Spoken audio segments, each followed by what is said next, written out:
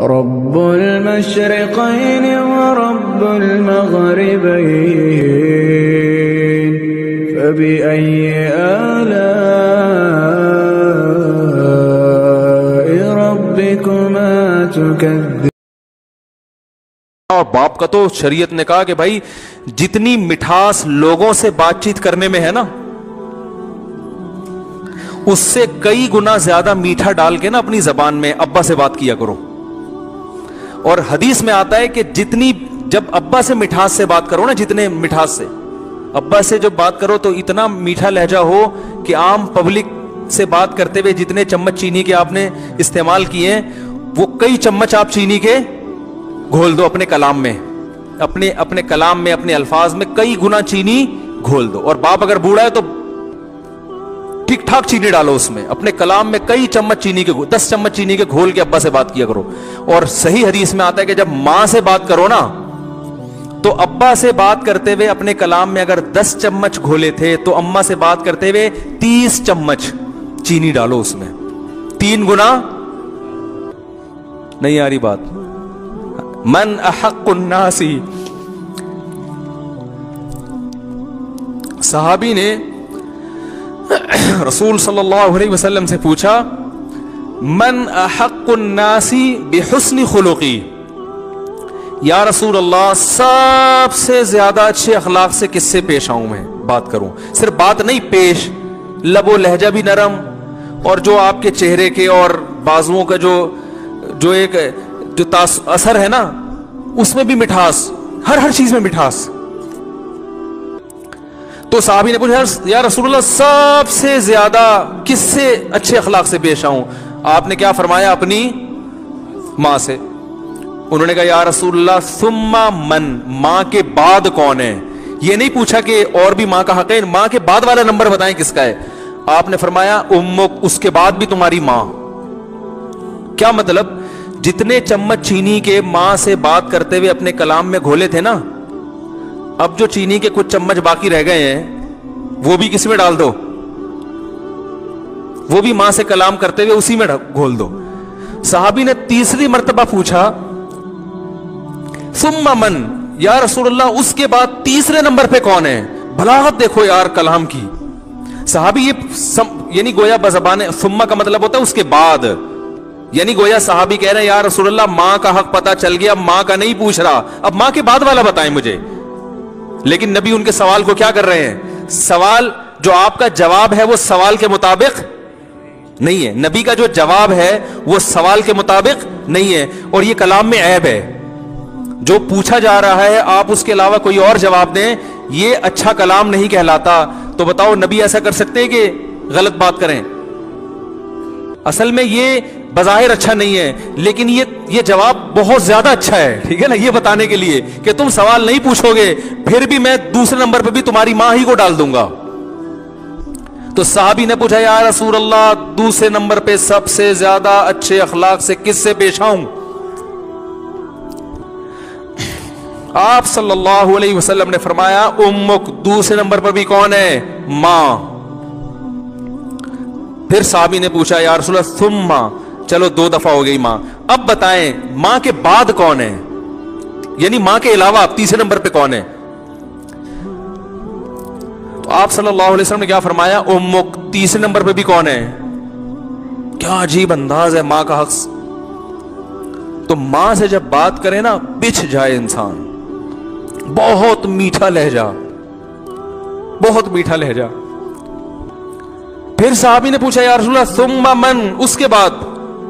فرمایا دوست نہیں، ایئر ہوسٹس نہیں، باس نہیں، گرل فرینڈ نہیں. فرمایا اس کے بعد چوتھے نمبر پہ کون ہے؟ ابوک. تو وہی اخلاق تو یہاں سے شروع ہو رہے ہیں. تو ہمارا حساب کتاب کیا ہے؟ باس کے سامنے کڑوی کسیلی برداشت کریں گے، جاب سے نکال نہ دے. کسٹمر سے بہت اچھی طرح سے پیش آئیں گے کہ تجارت میں نقصان نہ ہو. باپ کے ساتھ دیکھو کیسا سلوک ہے. بچوں کے ساتھ نبی صلی اللہ علیہ وسلم کی کیسی شفقت تھی اولاد. حضرت انس ابن مالک کہتے ہیں مجھے میری ماں نے بچپن میں نبی کے حوالے کیا تھا. 10 سال کی میری عمر تھی.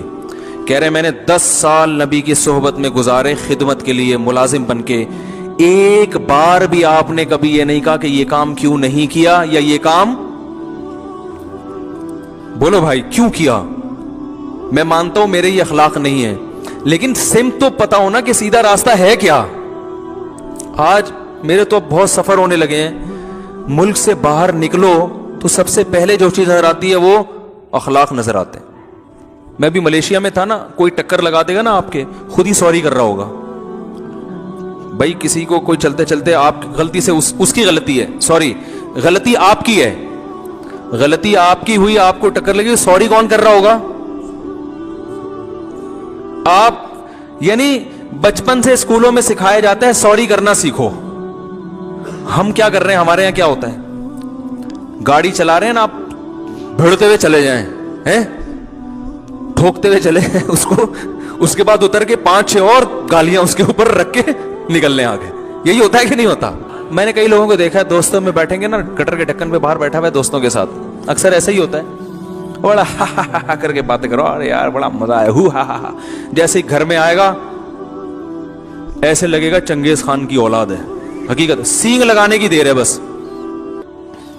گھر میں ایک دم آتے ہی سیریس بڑھ جائے گا نا ایک دم. بیگم نے کوئی بات کی تو ایک دم ڈانٹ لگا دے گا اس کو, نہ باپ سے بات کر رہا ہے نہ بچوں سے بات کر رہا ہے تمیز سے, اور آتا ہی یہ چیزیں توڑ پھوڑ.